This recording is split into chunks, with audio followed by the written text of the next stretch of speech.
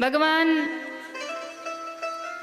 उत्तरा के गर्भ में श्री परीक्षित जी की रक्षा करते हैं। परीक्षित जी का जन्म हुआ और उन्होंने परीक्षण किया।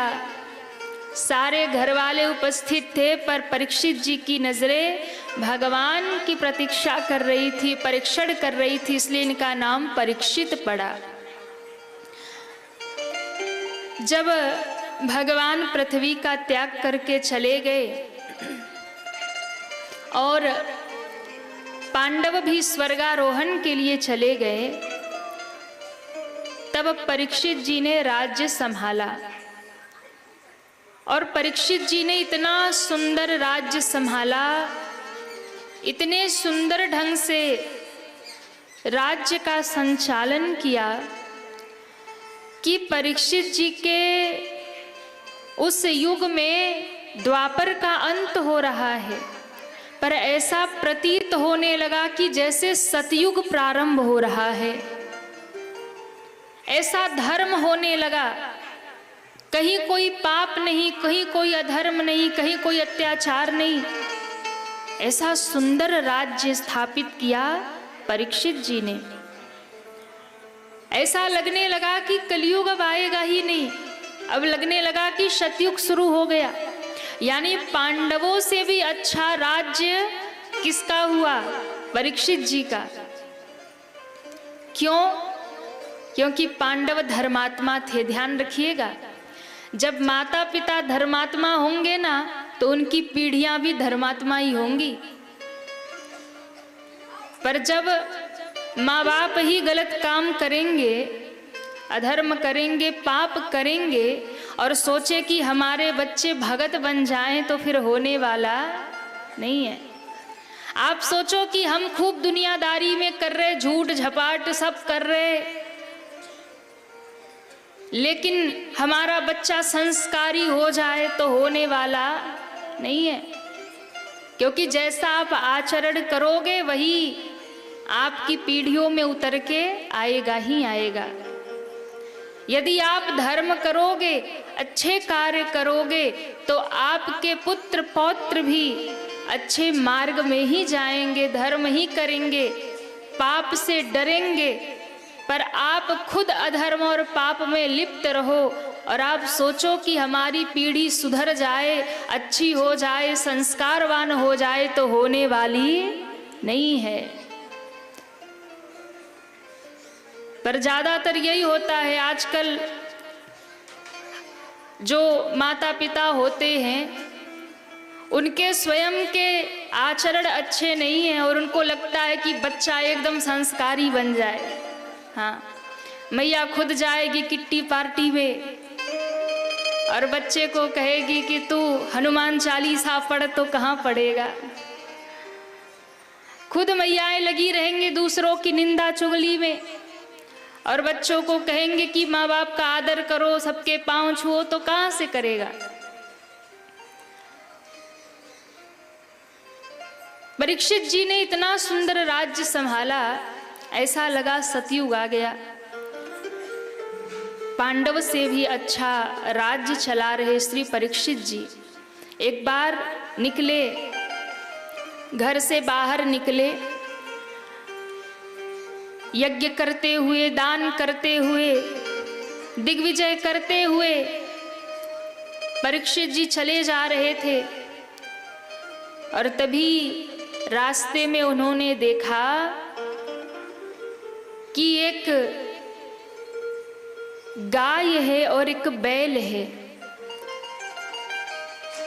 दोनों आपस में चर्चा कर रहे। गाय जो है वो बड़ी दुखी है, रो रही है, और बैल जो है उसके 3 पांव कटे हैं, एक पैर पे खड़ा है और वो रो रही है। गैया रो रही है। गाय कौन है? ये गाय साक्षात पृथ्वी है, धरती है। धरती माता जो है ना, वो गौ रूप में है। पृथ्वी जब भी स्वरूप धारण करती है तो गाय का स्वरूप धारण करती है। क्योंकि गाय कोई पशु नहीं है, गाय कोई जानवर नहीं है। हमारे शास्त्रों में गाय को तीर्थ बताया गया है, गाय को परम पवित्र बताया गया है। क्योंकि यदि आपने गाय की सेवा कर ली ना, गाय को आपने प्रसन्न कर लिया, तो 33 करोड़ देवी देवता गाय के अंदर पाए जाते हैं। उन सबकी कृपा एक साथ आपको प्राप्त हो जाती है। गाय के अंदर 33 कोटि देवी देवता निवास करते हैं। गाय के चरणों में तीर्थ निवास करता है। गाय एक ऐसी प्राणी है ना, जिसका गोबर भी परम पवित्र माना जाता है। आप घर में पोछा लगा लो, कितने भी फिनाइल डाल डाल के साफ हो जाएगा, पर पवित्र नहीं माना जाएगा। कितने भी डेटॉल डाल डाल के आप पोछा लगा लो, लेकिन भैया वो घर आपका सुहावन तो लगेगा फर्श देखने में, पर पावन नहीं होगा। पर कैसी भी भूमि हो, गाय के गोबर से लीप दी जाए तो वो भूमि यज्ञ के समान परम पवित्र हो जाती है।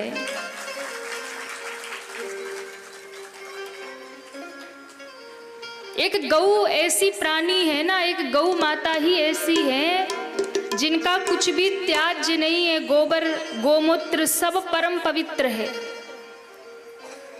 आपके घरों में जब पंडित जी पूजा करवाते हैं तो गौरी गणेश की स्थापना करते हैं, और गौरी गणेश को स्वरूप बनाना हो तो गोबर के ही बनाए जाते हैं, गाय के गोबर में ही निवास करते हैं। वो परम पवित्र माना जाता है। आप सोचिए कि गाय का गोबर, जिस गाय का गोबर इतना पवित्र है, वो गौ माता कितनी पावन होगी, कितनी पवित्र होगी। पर आज दुर्भाग्य है भारत का, सबसे अधिक दुर्दशा आज भारत में गौओं की ही हो रही है। गाय की बहुत दुर्दशा हो रही, और जो ये गाय की दुर्दशा हो रही ना, इसीलिए सारे प्रलय, सारे कष्ट लोगों के जीवन में आ रहे। यदि आप चाहते हो कि आपके घर में सुख शांति बनी रहे, यदि संभव हो तो आप गौ का पालन करिए। पर आजकल तो मुझे इस विषय में ज़्यादा बोलना नहीं है, दुर्भाग्य है। गौ माता पालने के लिए कह दो तो लोग 100 बहाने बनाएंगे। हम फ्लैट में रहते, बिल्डिंग में रहते हैं, जगह नहीं है, घर में ये है वो है, और महंगे महंगे कुत्ते खरीद कर लाएंगे, बेड पर साथ सुलाएंगे। गाय के लिए जगह नहीं है, गाय सड़कों पे घूम रही है और कुत्ता बेड पे सो रहा। गाय को खाने के लिए चारा नहीं मिल रहा और कुत्ता महंगे महंगे बिस्किट खा रहा, महंगे शैम्पू से नहा रहा। अब आप सोचिए, इससे बड़ा पतन और भारत का क्या हो सकता है? इससे बड़ा दुर्भाग्य कोई और नहीं हो सकता। चलो ठीक है, आपके पास जगह नहीं है गाय रखने का, गाय की सेवा होती हो, वहां हमें कुछ न कुछ उस गाय की सेवा में समर्पित करना चाहिए। आसपास अपने कहीं गाय देखो तो उसके लिए कुछ सामग्री दे आओ। हमारे शास्त्र तो यहाँ तक कहते हैं कि पहली रोटी गाय को देनी ही चाहिए। ध्यान रखिएगा, आपके द्वार पर अगर गाय बंधी होगी ना, तो कोई भी संकट आपके घर पे आने वाला होगा, कोई भी आपके जीवन में कष्ट आने वाला होगा। यदि द्वार पे गैया है तो सबसे पहले वो संकट गौ माता के ऊपर आता है। वो गाय खड़ी हो जाती है ढाल बन करके। जो भी कष्ट दुख आपके जीवन में आने वाला हो ना, वो गाय अपने ऊपर पहले धारण करती है। उसके बाद यदि आपके द्वार पे तुलसी है गौ माता से भी ऊपर चला जाए तो फिर वो तुलसी मैया धारण कर लेती है और तब आप तक कुछ पहुंचता है। ध्यान रखिएगा। इसलिए मैं कई बार कहती हूं, प्रत्येक सनातनियों के द्वार पर एक गैया तो जरूर होनी चाहिए। आप अधिक नहीं रख सकते, अधिक सेवा नहीं कर सकते, एक गौ माता अवश्य रखिए। यदि आपके पास सुविधा है, सामर्थ्य है, जरूर रखिए, एक गौ की सेवा करिए। आप ठाकुर जी को इतना प्रेम करते, ठाकुर जी की इतनी सेवा करते हैं, लेकिन आप सोचिए उन ठाकुर जी को गैया कितनी प्रिय है कि जब गैया चराने जाते हैं तो कन्हैया पाँव में जूतियां नहीं पहनते, नंगे पाँव जाते हैं। महीनों तक जिद करते रहे कन्हैया कि मैं नंगे पाँव जाऊंगा गाय चराने। जिस कृष्ण इतनी प्रिय है, गैया इतनी प्रिय है, उन कृष्ण की हम सेवा करते हैं और गाय कहीं भूखी प्यासी घूम रही तो उसे अनदेखा करते हैं, तो क्या ठाकुर जी उस सेवा से प्रसन्न होंगे? ठाकुर जी उस सेवा से प्रसन्न नहीं होंगे। इसलिए प्रयास करिए, प्रत्येक सनातनी, प्रत्येक हिंदू के द्वार पर एक रंभाती हुई गाय होना चाहिए और उसके आंगन में तुलसी का विरवा होना चाहिए, पौधा होना चाहिए। जिसके द्वार पर रंभाती हुई गाय हो और जिसके आंगन में लहराती हुई तुलसी हो, उसके जीवन में कभी कोई कष्ट नहीं आ सकता। ठाकुर जी स्वयं उसकी रक्षा में खड़े हो जाते हैं। पर दुर्भाग्य है, महंगे महंगी कुत्ते खरीद करके लाएंगे, उसके ऊपर हम लाखों खर्चा करते रहेंगे, पर गौशाले में कहीं गैया की सेवा हो रही तो वहाँ 1 रुपया नहीं दे के आएंगे। ऐसे लोगों को धिक्कार है। और एक बात ध्यान रखिएगा, शास्त्र ऐसा कहते हैं और संत ऐसा कहते हैं कि जिसके घर में कुत्ता पाला जाता है ना, जिनके घरों में कुत्ते बेड पर सुलाए जाते हैं, बिस्किट खिलाए जाते हैं, कुत्ते की बड़ी सेवा की जाती है महाराज, उसको अपने थाली में ही भोजन कराएंगे, जो खुद नहीं खाएंगे वो उसे खिलाएंगे। कई बार लोग बड़े बड़े ज्ञान देने आ जाते हैं कि मंदिरों में इतना दूध बहा रहे, गरीबों में दान कर दो। उस समय वो उनकी बुद्धि, उनका भाषण कहा जाता है कि वो ये नहीं देखते कि जो महंगे महंगे बिस्किट और शैम्पू लाकर आप कुत्ते की सेवा कर रहे हैं, उसे गरीबों में क्यों नहीं बांट आते। मेरा कुत्ते से कोई विरोध नहीं है, वो भी प्राणी है, जीव है, उसकी सेवा होनी चाहिए, उसकी देखभाल होनी चाहिए। मैं नहीं कहती उसे पत्थर मारो, कुत्ते को भी आप भोजन कराओ, कुत्ते को भी आप संरक्षण दो। वो तो काल भैरव है ना, लेकिन उसका स्थान है, उसका स्थान है। जिस घर में कुत्ता रहता है ना, चौखट के भीतर, घर के अंदर जिसके घर में कुत्ता रहता है, उसके घर में ना तो देवता निवास करते हैं, ना भगवान उनका भोग ग्रहण करते हैं, और ना ही उनका पितृ ही उनसे प्रसन्न होते हैं। ना तो उनके पितृ उनसे तृप्त होते हैं, ना देवता उस घर में तो आ ही नहीं सकते, और भगवान की तो बात ही छोड़ो। कई लोग होते हैं, आप बहुत सारे रील्स में आजकल देखते होंगे, लोग पूजा कर रहे हैं, बगल में कुत्ता भी बैठा है, मंदिर में कुत्ता भी घूम रहा। घर तक तो ठीक था, मंदिर में भी कुत्ता जाने लगा पूजा करने। कुत्ते की उसको भी रोटी देना जरूरी है। हमारे शास्त्र में नियम है, पहली रोटी गाय की और आखिरी रोटी किसकी होनी चाहिए? कुत्ते की। उसका भी भाग है, उसका भी स्थान है। हर जीव, हर प्राणी को आप उस पर दया रखो, करुणा रखो, उसे भोजन कराओ।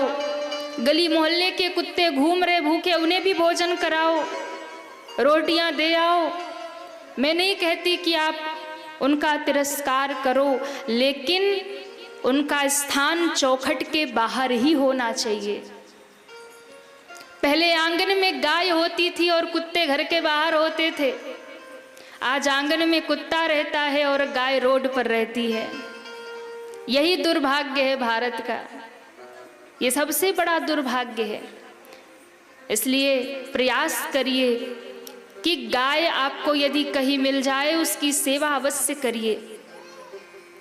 पहली रोटी गाय को जो खिलाते हैं उनके घर में कभी अन्न की कमी नहीं होती है, कभी उनके घर में दरिद्रता नहीं आती है। पहली रोटी गाय को, आखिरी रोटी कुत्ते को जो नित्य देते हैं उनके घर से पितृ दोष भी समाप्त हो जाता है। इसकी बड़ी महिमा है, पर हमने सब अर्थ का अनर्थ कर दिया। आजकल मॉडर्न युग है, मॉडर्न जमाना है, लोग अपने हिसाब से, अपनी अपनी चॉइस है। पर भैया जो शास्त्र कहते मैंने वो आपको बताया, बाकी तो स्वतंत्र भारत है, सबको अपने हिसाब से जीने का अधिकार है। घर में गाय बांधो या कुत्ता, हमारा क्या जाएगा। हाँ, बात मानो ना मानो खुशी आपकी, हम मुसाफिर है, 6 दिन बाद अपने घर जाएंगे। आज तो तीसरा दिन हो गया ना, अब तो 6 दिन भी नहीं बची कथा। तो हमारा तो काम है जगाना, हमारा काम है बताना। अब करना न करना ये तो आपके हाथ में है, आप सोचो कि आपको क्या करना है। तो गाय की बड़ी महिमा हमारे शास्त्रों में है। आज परीक्षित जी ने गाय को देखा, दुखी रोते देखा, तो परीक्षित जी देखने लगे और उन दोनों की बातों को सुनने का प्रयास करने लगे कि ये दोनों बात क्या कर रहे, गाय क्या कह रही है, बैल क्या कह रहा। वो बैल गाय से पूछ रहा है, माँ तुम इतनी दुखी क्यों हो। ये बैल कौन है, ये स्वयं धर्म है और गाय स्वयं पृथ्वी है। माँ तुम क्यों दुखी हो रही हो, क्या भगवान पृथ्वी छोड़कर चले गए इसलिए तुम रो रही हो, या फिर मेरे कटे हुए इन 3 पांवों को देखकर आप रो रही हो। दोनों आपस में चर्चा कर रहे थे, इतने में बड़ा भयंकर व्यक्ति आया और उसने उस धर्म रूपी बैल के जो एक पांव पे वो खड़ा था उसे भी प्रहार किया, काटने का प्रयास करने लगा और गाय को उसने अपने पैर से मार दिया। इतना देखते ही परीक्षित जी क्रोध से भर गए। ये कौन व्यक्ति है जो मेरे राज्य में मेरे आंखों के सामने गाय और बैल पर इतना अत्याचार कर रहा है। नंगी तलवार लेकर दौड़ पड़े, मैं मार दूंगा इसे। जो मारने के लिए दौड़े वो शरण में आ गया।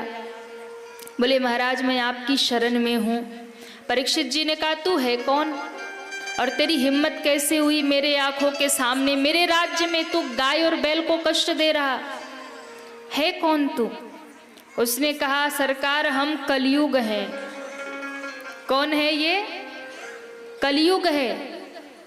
अब ये मेरा समय शुरू होने वाला है। जैसे सतयुग के बाद त्रेता, त्रेता के बाद द्वापर आता है, वैसे ही द्वापर के बाद अब कलयुग का प्रारंभ होने वाला है। और कलयुग अपने हिसाब से काम करेगा। अब मेरा युग आएगा, मेरे युग में सब अधर्म होगा, सब पाप होगा, सारे उल्टे काम होंगे। परीक्षित जी ने कहा कि तू बचेगा तब तो आएगा, तब तो होंगे। अगर तू ही नहीं बचेगा तो फिर तेरे युग में होने वाले पाप अधर्म कहां से आएंगे, मैं तुझे ही मार डालूंगा। कलयुग ने कहा मैं काल चक्र हूं, काल चक्र को कभी कोई रोक नहीं सकता, समय कभी कोई रोक नहीं सकता। दुनिया में आप कुछ भी कर लो पर समय को कोई रोक सकता नहीं है। समय का चक्र जो चलता है उस समय के चक्र में, उस काल के चक्र में सबको पिसना ही पड़ता है, कोई समय नहीं रोक सकता। इसलिए सबसे मूल्यवान इस संसार में समय है। समय से बड़ा और कुछ मूल्यवान नहीं है। पर हमको लगता है कि ये समय बीत जाएगा, कभी अच्छा समय आएगा, आज बीत जाएगा, कल सुखी हो जाएंगे। पर भैया ध्यान रखना, जो समय बीत रहा है वो आपका जीवन ही बीत रहा है, समय नहीं बीत रहा। और धीरे धीरे धीरे धीरे जैसे समय बीत रहा, हर एक व्यक्ति काल की ओर, मृत्यु की ओर जा रहा। इसलिए समय का सार्थक उपयोग वही है कि जो भगवान का भजन करके अपने जीवन को सार्थक कर ले।